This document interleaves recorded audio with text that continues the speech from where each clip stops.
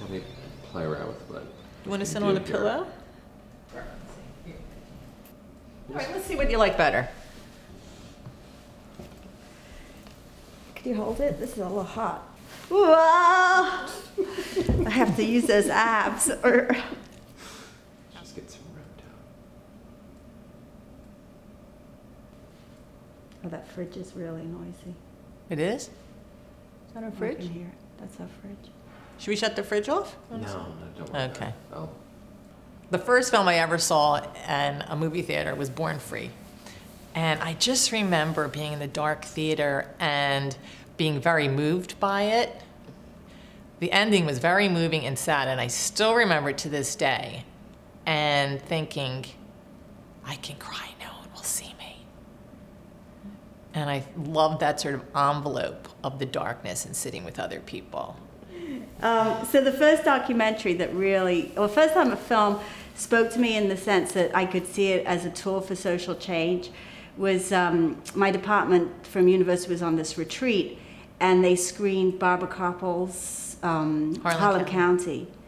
And it was such a powerful testament. It was just a way of really connecting into a struggle at a personal level, and just really seeing something from a point of view of emotion and connecting to the people that were engaged in it, rather than it being a piece of news or reading about it. And it was just very powerful. You know, it's not that I have a filmmaker me and a parent me and the producer me and the shooter me. It's just who I am. I think everybody has a story. There's something special about everyone. It's up to us to see it. Whether a broadcaster or a funder thinks it's marketable or should be funded is another story. Maybe you should pick that up. Yeah, okay. So I think the thing is that in this business that whenever you finish a film, you're starting at the bottom. You're no more or less high up the totem pole. You may be the hot young thing. Who's the hot young thing? Everybody asks at Sundance, who's hot this year? But it's like such a passing thing. And then, you know, you're at the bottom of the heap again. And it's... Unless you have a cachet to a certain degree. Well, you know, you're a known personality, or... Documentary has become very much a star fucking thing.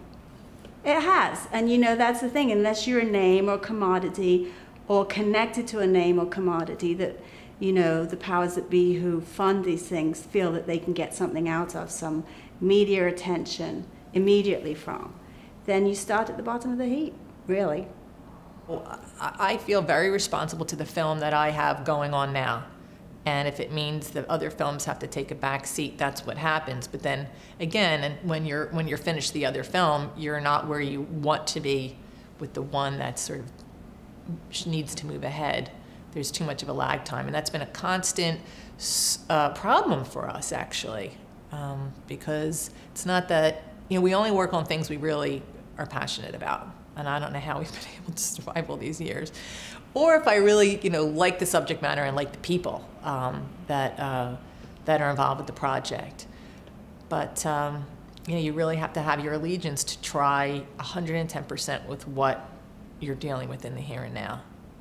For me, film is so collaborative, and it's so intimate with your collaborators, that in order to push the film to the next level, you have to have absolute trust in the person you're collaborating with.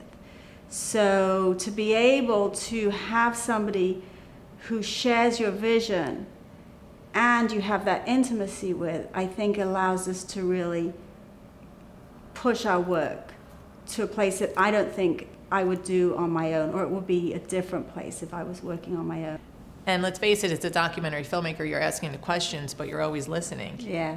I mean, that's the other thing, is that, you know, despite years of therapy, I'm actually not that interested in myself as a subject or to expose myself in that way in a film.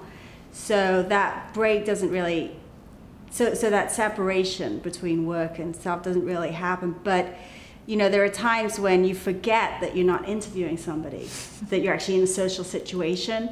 And so you ask questions that in an interview situation are not very intimate, but in a social situation are extremely probing and intimate. And you kind of like, hold yourself in check. But I don't know, I just find other people and their lives really interesting. So. But I like when you finish a film. We did 13 one-hour shows in a hospital for the Learning Channel, and we were allowed to go everywhere except the psych ward with certain permissions. Surgeries, behind the scenes, anywhere we wanted to go. And then I have to go into a hospital for me or my parents, and I just feel like, I should be able to walk around anywhere, talk to the, the doctors in any way, frankly. And I'm just you should be in there doing the surgery. I'm just like, wait a minute, I'm not the filmmaker. So there are moments like that. You just, you want to get behind the scenes. You just, you want to talk to people, and you feel like you have this carte blanche to be asking people questions. And for the most part, I'll tell you, when you're interested in people want to usually talk. Yeah. Everybody has something to say. I think, a sense of community is important. And the documentary film industry, can be an industry, and it's up to us to form communities where there's concentric circles, and that could be over social issues where your friends are working on something similar or something that you care about, and you want to support them, you want to support the issue, working with organizations and bringing them into your community and you going into their community. And I think support's important because it's so hard, and you sort of all rise and fall together is the way I look at it. As a small community as well as a larger community, as a country. So you sort of have to walk the walk. A lot of people talk the talk in terms of their politics, but how does that translate into everyday life? And for me, I've always appreciated the people that believed in me and helped me, even in terms of a small gesture. And even when we're still struggling, but when we were really struggling at the beginning, we always tried to help people that came along the way to the best of our ability, whatever that may be.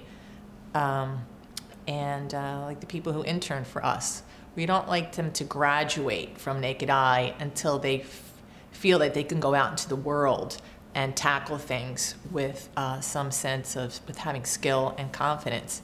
It's just really important to us. You can't go to bed at night unless you feel like you've given back somehow.